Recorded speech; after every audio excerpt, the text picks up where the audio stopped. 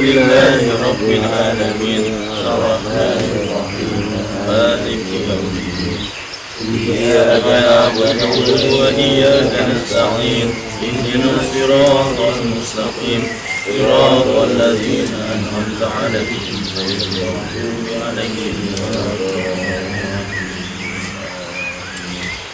أعوذ بالله من الشيطان الرجيم بسم الله الرحمن الرحيم الرحمن علم القرآن خلق الإنسان علمه البيان الشمس والقمر بحسبان والنجم والشجر يسجدان والسماء رفعها ووضع الميزان ألا تطغوا في الميزان وأقيموا الوزن بالقسط ولا تخسروا الميزان والأرض وضعها للأنام فيها فاكهة والنخل ذات الأكمام والحب ذو العصف والريحان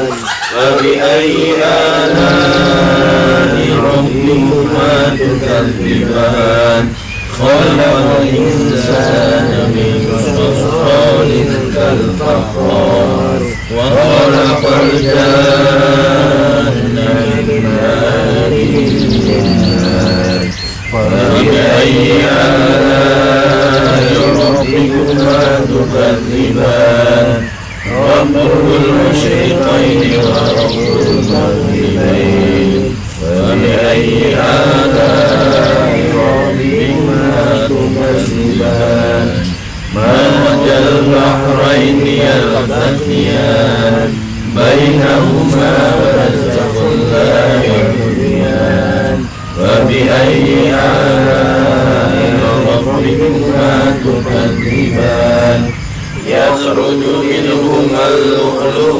والمرجان فبأي آلاء ربكما تكذبان وله الجوار المنشآت في البحر كالأعلام فبأي آلاء ربكما تكذبان كل من عليها فان ويبقى وجه ربك ذو الجلال والإكرام فبأي آلاء ربكما تكذبان يسأله من في السماوات والأرض كل يوم هو في شأن فبأي آلاء ربكما تكذبان سنفرغ أيها الثقلان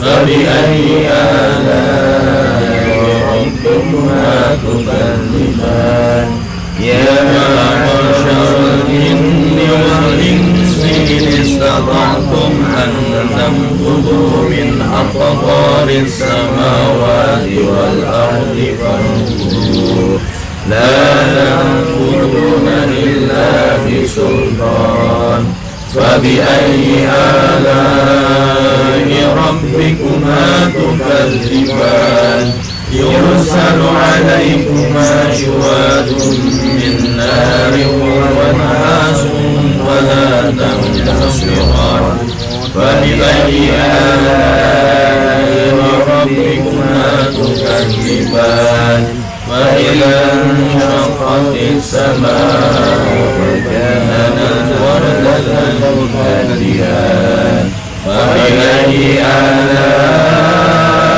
ربكما تكذبان فيومئذ لا يسأل عن ذنبه إنس ولا جان فبأي آلاء ربكما تكذبان يورع المجرمون بسيماهم فيؤخذ بالنواصي والأقدام فبأي آلاء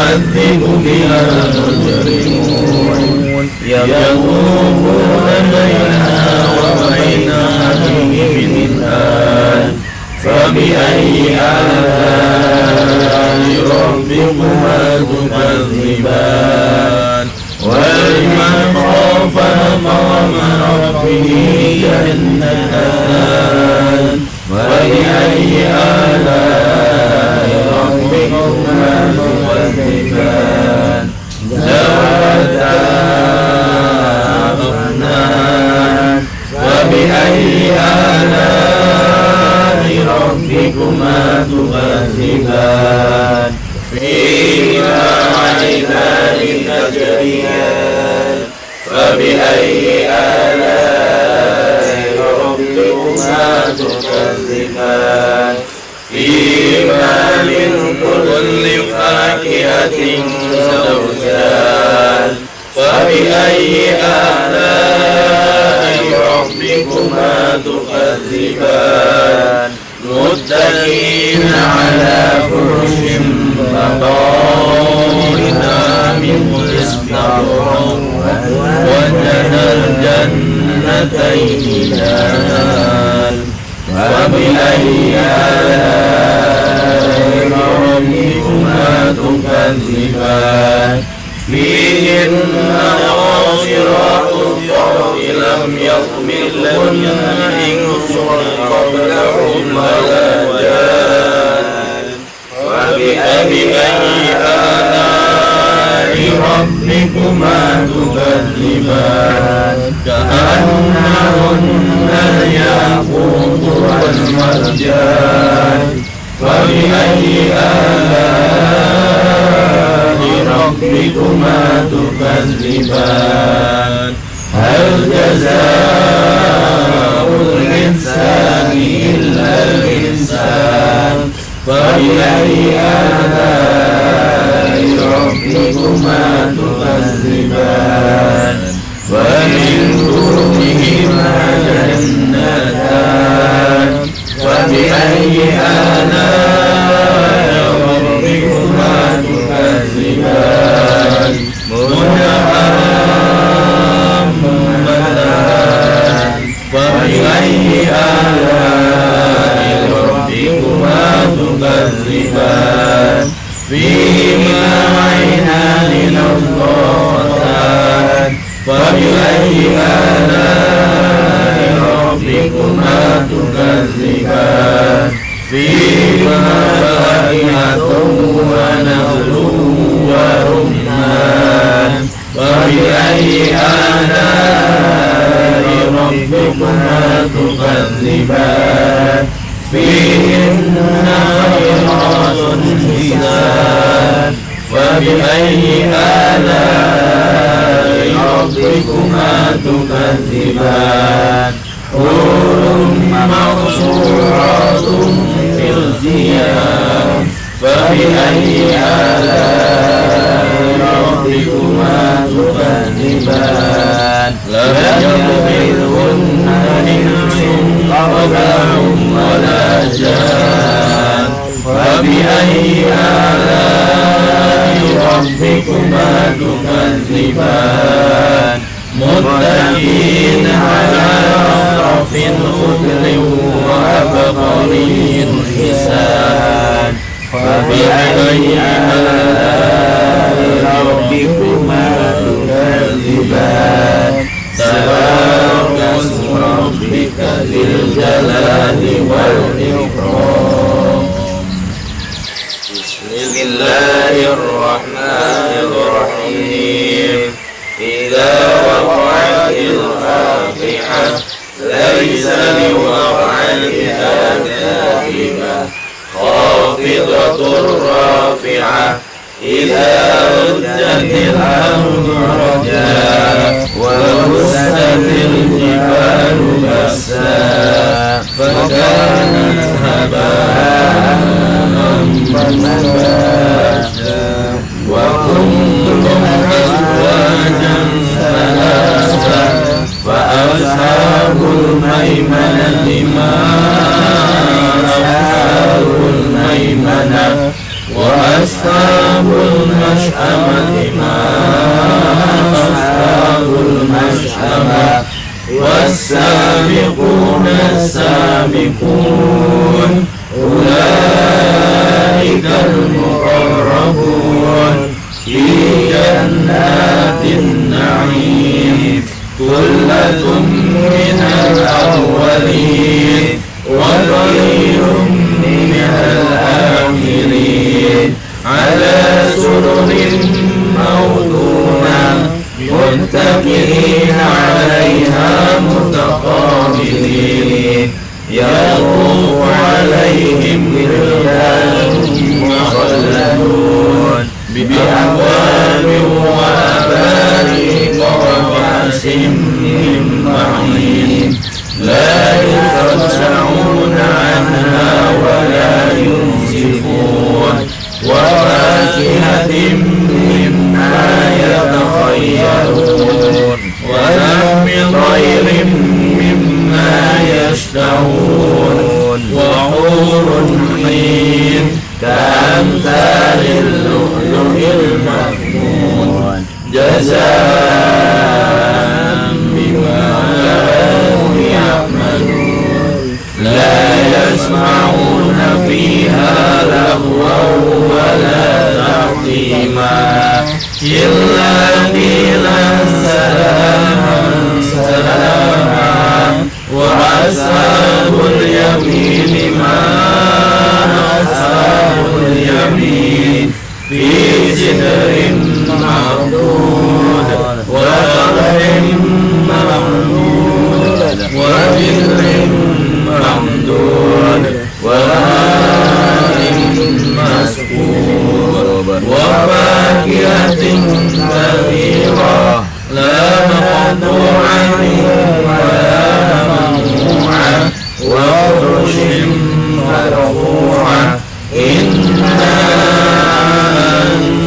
أنشأناهن إنشاء فجعلناهن أبكارا عربا أترابا لأصحاب اليمين ثلة من الأولين وثلة من الآخرين وأصحاب الشمال ما أصحاب الشمال في سموم وحميم وظل من يحموم لا بارد ولا كريم إنهم كانوا قبل ذلك مترفين وكانوا يصرون على الحنث العظيم وكانوا يقولون إذا متنا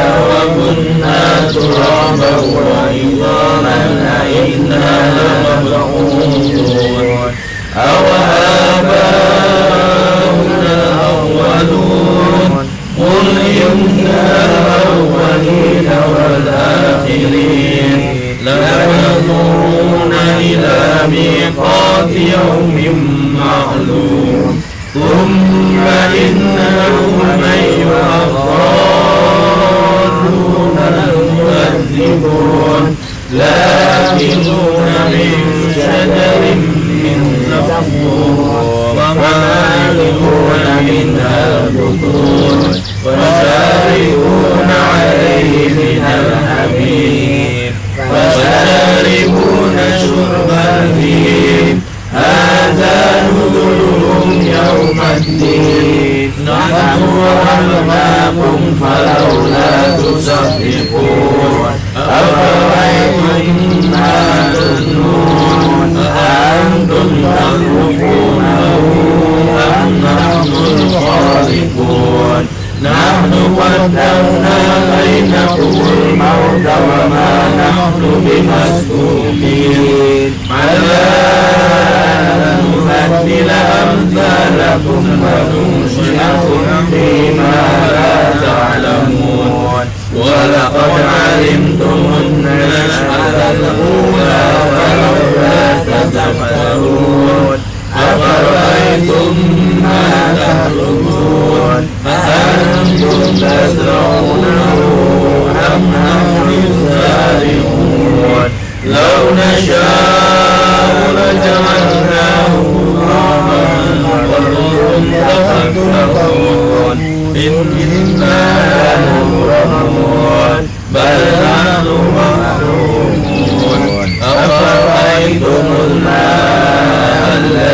تشربون أأنتم أنزلتموه من المزن أم نحن المنزلون لو نشاء جعلناه أجاجا فلولا تشكرون أفرأيتم النار التي تورون أأنتم أنشأتم شجرها أم نحن المنشئون فنحن جعلناها تذكرة ومتاعا للمقوين فسبح باسم ربك العظيم فلا أقسم بموعد النجوم وإنه لقسم لو تعلمون عظيم إنه لقرآن كريم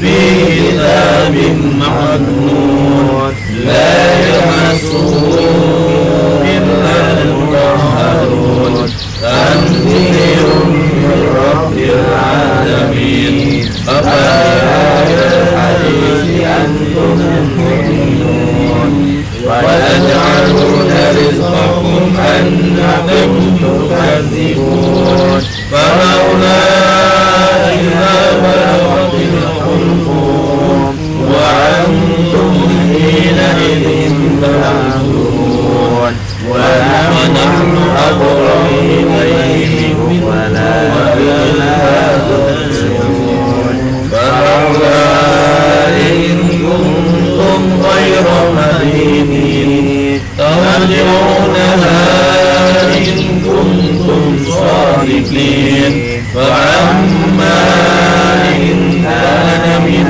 المقربين فروح وريحان وجنة نعيم وأما إن كان من أصحاب اليمين فسلام لك من أصحاب اليمين وأما إن كان من المسلمين الصالحين فنزل من حميم وتسلية جحيم إن هذا هو حق اليقين فسبح باسم ربك العظيم.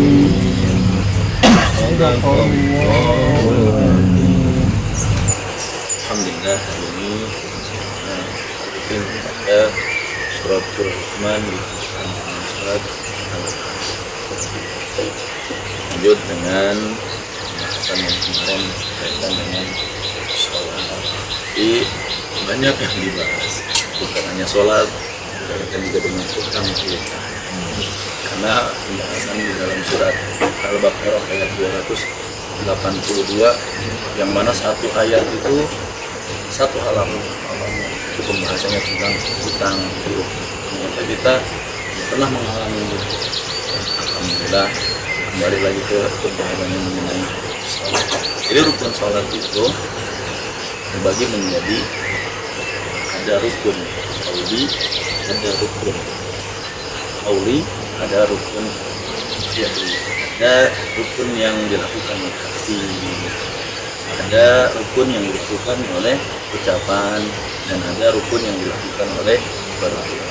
Nah, hati itu bertepatan ketika mengucapkan takbiratul, itu dua rukun bersamaan tuh, bersama membaca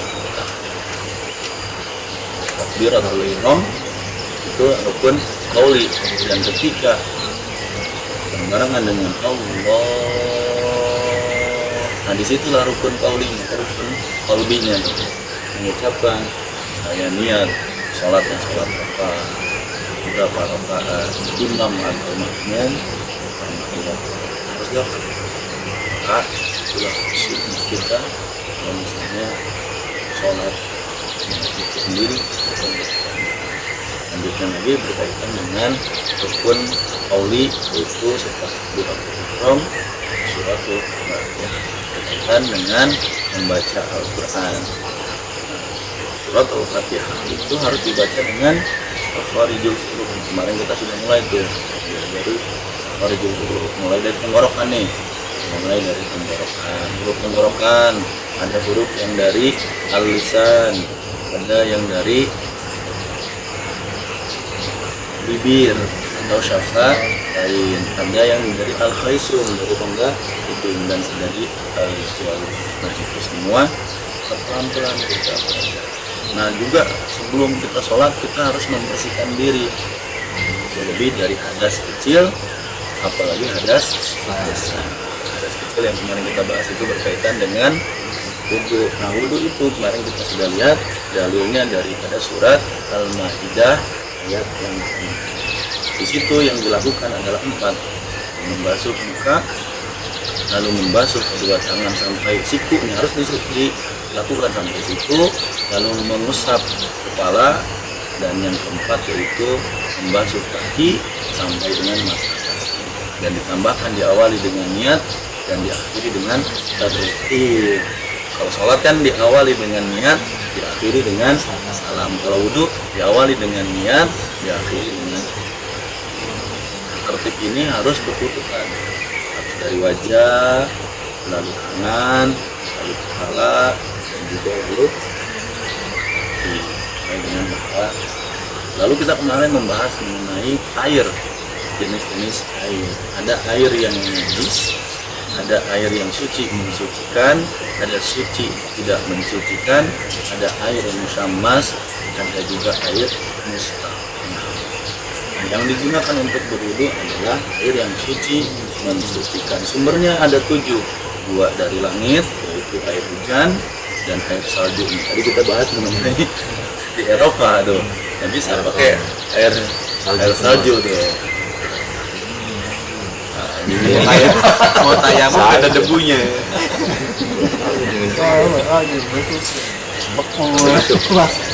Ada hujan tuh, kayak Sakir kemarin tuh yang di video, itu satu langsung ambil wudhu, siram itu mah, siram kolbu ya. Nah, sumbernya apa lagi? Ada air tanah yang kita gunakan nih, yang paling ringan itu air tanah tuh, karena udah dibor, ditampung di toran atau enggak pakai toran yang biasanya belum tuh, langsung dialirkan kepada. Terus apa lagi? Ada air laut, terus ada air sungai. Nah, yang ke-6 yaitu air embun dan mata air. Air embun bisa nih kumpulin dulu. Air embun nempel di daun misalnya, bahan bisa dipakai. Iya, cuman kan bisa seperti itu kan. Iya, harus bersih dulu. Ya, itu air di bang pisang ada banyak. Itu kan sumber air. Iya. Langsung embun dulu. Ya. Modelnya ya begitu. Misalnya daunnya banyak nih kan. Pertama ya kita ambil air kan basah, lalu niat sampai kemana nih? Kita udah belajar niat wudu kan. Kayak niat berwudu menghilangkan hadas kecil. Nah jadi niat itu ketika basuhan muka, bukan ketika kita mencuci tangan. Tapi nawaitul wudu itu namanya lafaz, itu termasuk sunnah. Tapi yang rukunnya adalah ketika masuk. Ya, nanti geser dari sini, geser ke sini. Atau dari gunung aja. Nyemplung ke danau. Ini nyemplung. Saking kaba gitu. Girang atau apa? Begitu pun kalau misalnya airnya sedikit, yang penting air itu sumbernya dari suci mensucikan. Kalau misalnya segini, kira-kira bisa nggak? Asal diirit-irit. Tapi ya kalau kita sudah dimudahkan dengan kondisinya air yang mengalir dari keran mengalir ke arahnya gimana kalau misalnya air danau itu juga boleh. Air danau sebelah sana ada yang tuh misalnya, itu boleh kita, karena air danau itu lebih dari 2 pulang ya, meskipun terkena najis itu tetap boleh, tidak merubah dari suci mensucikan. Main tuh hati-hati kalau sholat Jumat, kalau mau tidur jangan begitu. Oh gitu. Kalau begini tidur itu batal wudu. Oh, kan gitu. Ada yang begini juga kan. Kalau begini Itu makanya yang tidak membatalkan wudhu ketika tidur itu tidurnya duduknya itu tidurnya rapat dengan itu ini sering mengatakan tidurnya orang yang berwudhu ya kalau dia tegak ini kalau kepalanya begini-begini ya nanti jangan begini-begini ya. Oh iya. Ya kalau begini-begini Kayak tawajud itu aja. banyak yang kita lihat di masyarakat ya. Oh, Iya. kalau dengar khutbah kan tidur begini. Langsung nyender kan. Itu kalau tidur itu batal wudhunya. Nah, kalau misalnya batal wudhunya, dia sholat. Makanya misalkan dia sholat itu tidak batal. Oh, tawajud itu artinya apa?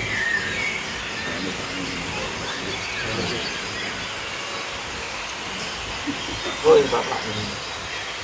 Enggak bahasanya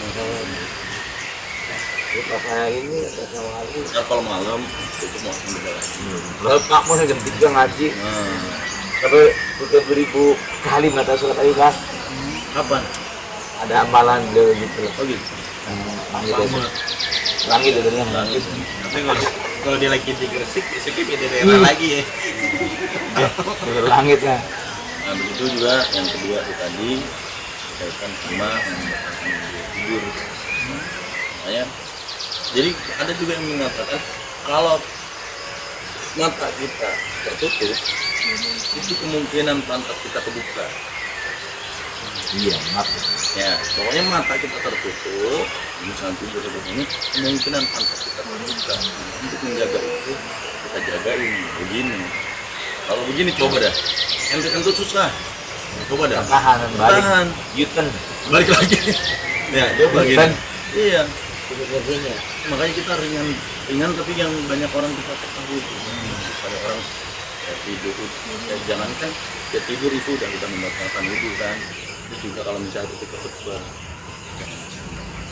Itu kita batal. Lalu kita tutup dengan ucapan hamdalah. Alhamdulillahirobbilalamin. Subhanallahumma wa bihamdika asyhadu an la ilaha illa anta astaghfiruka wa atubu ilaik.